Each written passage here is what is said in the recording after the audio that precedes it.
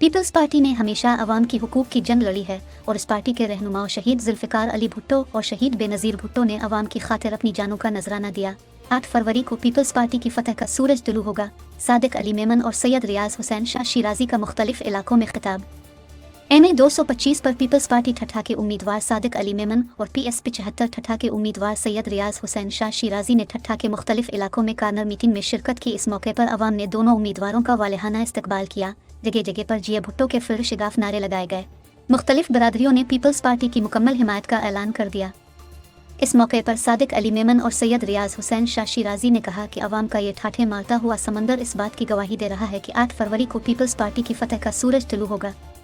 Peoples party पूरे मुल्क से कामयाबी हासिल करेगी क्योंकि यह पार्टी गरीब मजलूम मस्कीन अवाम की पार्टी है, जिसके रहबर शहीद जुल्फ़िकार अली भुट्टो और शहीद रानी बेनज़ीर भुट्टो ने अवाम के खातिर अपनी जानों का नजराना पेश कर दिया। उन्होंने कहा कि पीपल्स पार्टी के रहनुमा आसिफ अली जरदारी चेयरमैन बिलावल भुट्टो जरदारी ने हमेशा अवाम के लिए सोचा तरक्याती काम करवाए। बेनज़ीर इनकम सपोर्ट प्रोग्राम ख्वातीन के लिए जारी किया, जिससे लाखों ख्वातीन को इनकम सपोर्ट प्रोग्राम की रकम मिल रही है। कुछ मंसूबे इलेक्शन की वजह से रुके हुए हैं, जिन पर इलेक्शन के बाद काम शुरू हो जाएगा। उन्होंने कहा कि अवाम ने हमें मैंडेट दे दिया है और मुखालिफिन की जमानतें भी रद्द हो जाएंगी।